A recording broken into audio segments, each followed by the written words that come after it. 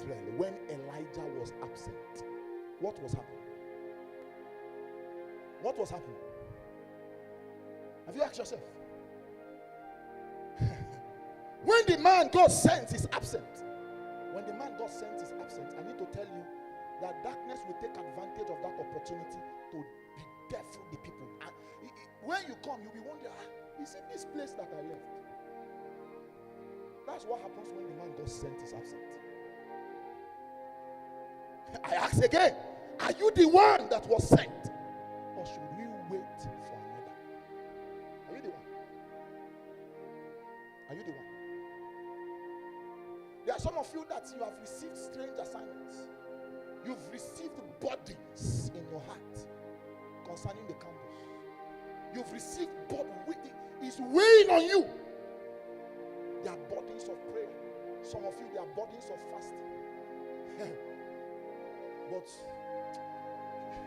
you have looked at yourself and you feel that you are insufficient. It's true, you are insufficient. That's why you have a spirit that helpeth your insufficient, that helpeth your infirmity.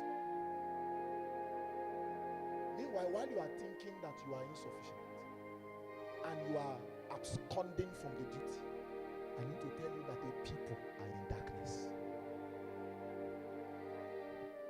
The people are in darkness. The people are in darkness. The people are in darkness. So the question is, where is Jehu? Where is Jehu? Where is Jehu? Where is Jehu? Where is Jehu? If there is still time for us to pray, we are going to pray again and we are going to cry. We will lift up a cry in the time. You see, I believe that there are angels that came for this conference. We lift up a cry and we ask the Lord to send out his angels. In fact, beyond this place, let wherever they are, let them be anointed. If they are here, let them be anointed. Because there's a quick work that God must do with Jehu. There's a quick work that God must do with Jehu. Because Elisha could not. He lived all his days, but he could not fulfill the whole demand of wiping out the entire household of Ahab. But when Jehu came into the picture, single-handedly, he wiped out.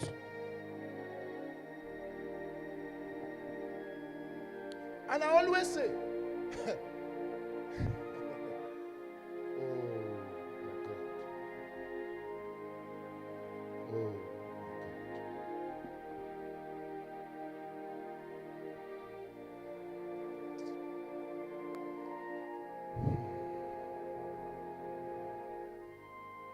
are you the one that was sent?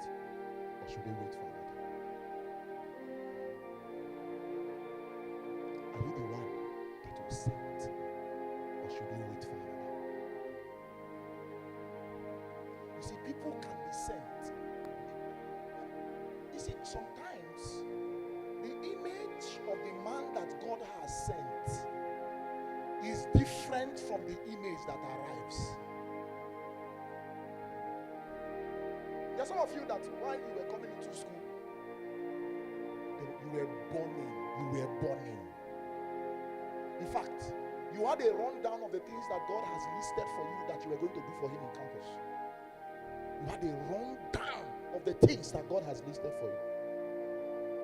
That was a picture of who God was sending. That was a picture. A man that had it all figured out. A person that had it all figured out. But when you came into the picture, when you landed, we were not looking for the person. You don't look like who God has sent. Some of you have been carried away. You have been tossed about by every wind, every kind of wind. You said they are doing party here, you are there. You are giving excuses that you are living with a roommate that does not like loud prayers. And the assignment of prayer that God has given you, you are forsaking it. You are forsaking your altar. I'm asking you, sister, are you the one that was sent, or should we wait for another? That's what I'm asking you. You are giving excuses. God asked you to organize, to bring intercessors together. Bring intercessors together. And raise a cry for me. But you are thinking, you are looking at yourself. I look too small. I'm not okay enough. I'm not good enough. I'm not good enough. I'm telling you, sister, I'm still asking you again. Are you the one that was sent? Are you the one that was sent? I know you have told yourself that, okay, well, I'm still coming to church. I'm still coming to church. I'm telling you that you can be in the river. You know, you can be in the midst of water and die of thirst.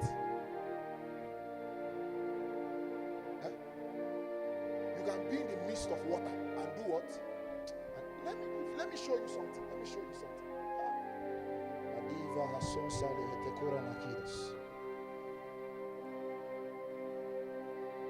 show you something.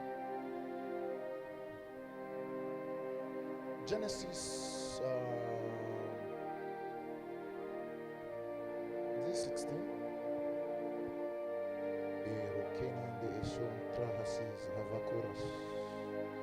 Okay, let's do 21. Genesis chapter 21. I want to show you, just in case you are giving yourself justifications that, well, I'm functioning in church. But you can be functioning in church and be functioning in misalignment.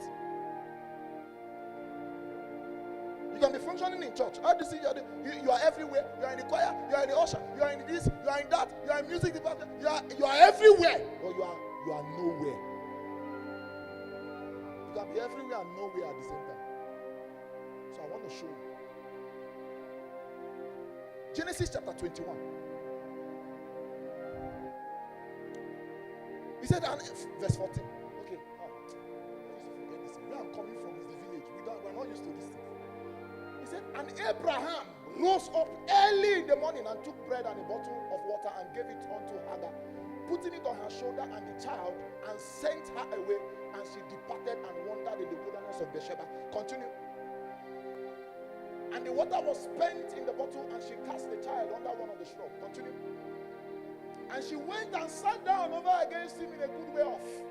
And it was about a bow shot.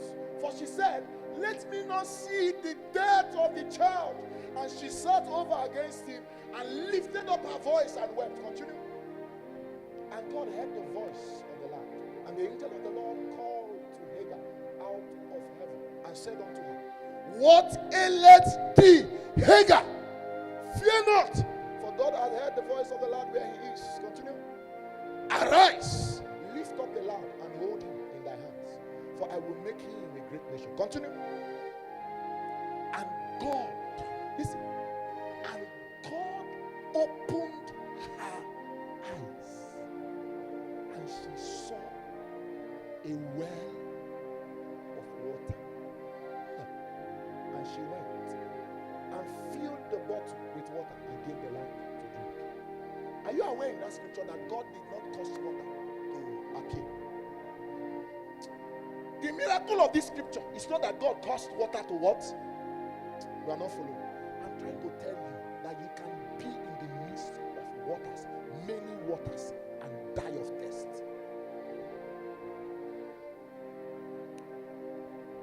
The miracle of this scripture is not that water appeared in the wilderness. The miracle of this scripture is that her eyes were what?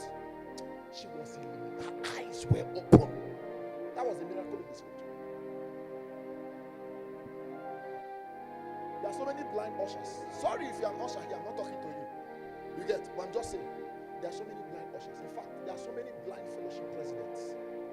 There are so many blind fellowship vice presidents. You can be in the midst of many waters and die of thirst. That was what was about to happen to this woman. That was what was about to happen to her. She was in the midst of water. She never knew. That's why I told you at first. Not being aware, there are certain seasons that not being aware can be a big problem. It can be a big problem. Lack of awareness, it can be a big problem.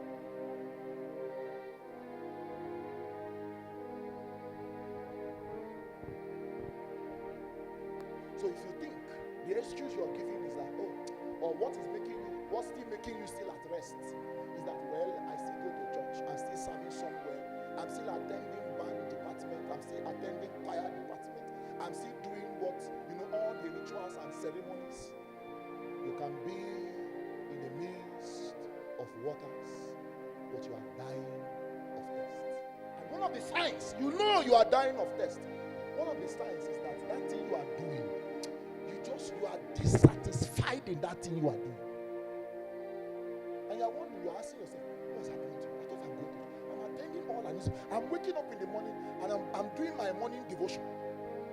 I do my morning devotion. After my morning devotion, I go to class. After class, I go to church. I come to church. I sit down here.